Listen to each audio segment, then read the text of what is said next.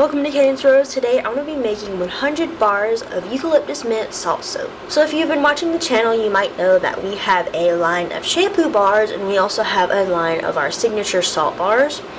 So we have a couple of different types of shampoo bars. Those are our apples and rosemary, the original apples and lavender, patchouli, orange, calamine, and we also have a eucalyptus mint shampoo bar. So that has eucalyptus essential oil and spearmint essential oil. So it is a very fresh, awesome shampoo bar. And we also have our salt bar version. So we've got lavender, calamine, orange, patchouli salt bars.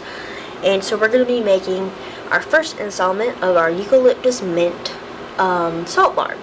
So this is going to be a perfect pair to our shampoo bar.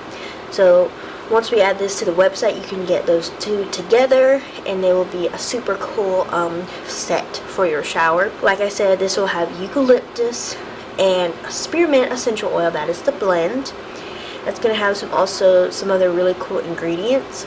And I'm going to give you some tips throughout about how I make the soap and how I make it successfully. If you want to find recipes, you can go elsewhere to my recipe playlist. I have multiple recipes for salt bars, shampoo bars, and all types of recipes if you want to check that out. But I will be giving some useful tips in this video as well, so if you think you'll like that, subscribe at the end of this video. This soap is going to be a nice light green color, and we're going to use French green clay to achieve that.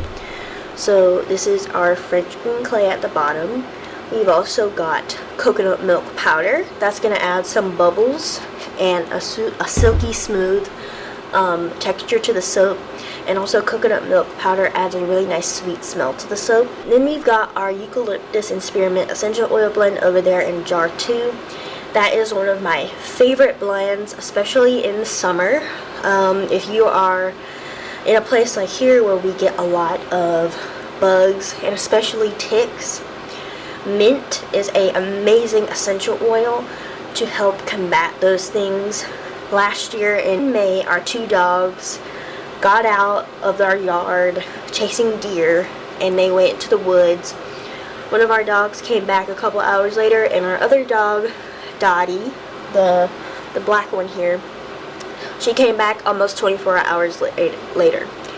And when she came back, and both of them, when they came back, they were covered in ticks. And also when we went into the woods, we were covered in ticks. So we washed them in their doggy shampoo and stuff and got them off. But we washed in mint soap because those type of things, mint is a good repellent to bugs and stuff. And also mint is a natural bug repellent and killer.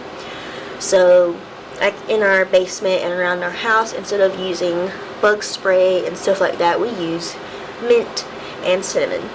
So mint is a really good ingredient, even other than just smelling really fresh and maybe reminding you of the holiday season. It is good for bugs, especially in the summertime, and it is good for opening sinuses during like stuffy seasons like pollen and all that. So mint is super good, and then eucalyptus is super refreshing. I love eucalyptus so much, so that blend is one of my favorites. If you haven't tried it, you have to try it. We've got a ton of salt that's going to be going in this soap as well. If you want to learn about salt, I did a whole thing in my last video talking about the formula to measuring it and calculating your salt for your recipes. So one thing I want to point out, and that's a huge thing when talking about soap making and salt bars especially, is temperature. One thing I tell my soap making student, keep your soap temperatures around body temperature. So that is 97, 99 degrees, and you can also go up to like about 100. So that is a good kind of mental note you can make, is body temperature. So you don't want your lye to be 60 degrees and your oils to be 120. That's too big of a gap unless you're doing a different method, especially when you're using a recipe with high coconut oil content. Coconut oil is a very hot oil, so that means when you pour it in the mold, it will get really hot, especially if you're using wooden insulated molds. So you want to make sure you have cool temperatures. One thing that's interesting with salt is, I think, is our salt bar recipes have a very high coconut oil rate in them, but they never start to volcano or do anything like that, unlike recipes without salt. That is a benefit of doing a salt bar with a high coconut oil amount, because it won't volcano from what I've seen. So here is my French green clay and my coconut milk powder. I'm going to add this to my oils. Got our sugar water. And another thing you have to make sure when you're making your recipes is things like sugar and milks can affect your temperatures. Here is our eucalyptus and spearmint essential oil blend. And same with essential oils. Some essential oils can cause acceleration. So if your soap temperatures are a little high and then you add an essential oil that causes acceleration, you are going to have a big problem on your hands. And our salt. So this is just plain salt with no additives. You can find this at a local store. And a good name to look out for if you're having trouble finding plain salt is pickling salt. Another thing to do with temperature, and one thing that I do, is I blend all of my ingredients, including the salt, before I add my lye. Because once you add your lye, your soap is going to start getting thicker and it will start getting more warm.